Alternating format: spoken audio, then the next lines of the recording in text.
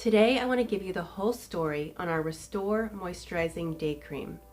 But before I do, I want to give you a quick science lesson and how moisture works in your skin. Hyaluronic acid is naturally produced in your body, and it's responsible for the moisture in the layers of your skin. Now, as you age, your body makes less hyaluronic acid, and this dries your skin out. This moisture depletion causes the lines and deep wrinkles in your skin. Restore attracts moisture from the air and pulls it deep into the layers of your skin throughout the day.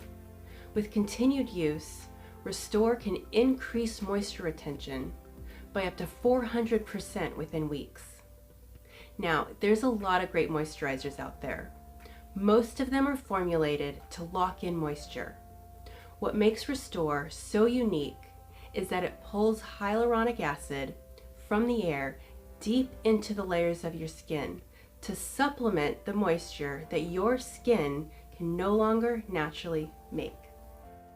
We recommend using Restore in the morning on clean skin after you've used any anti-aging products like our Renew Vitamin C Cream.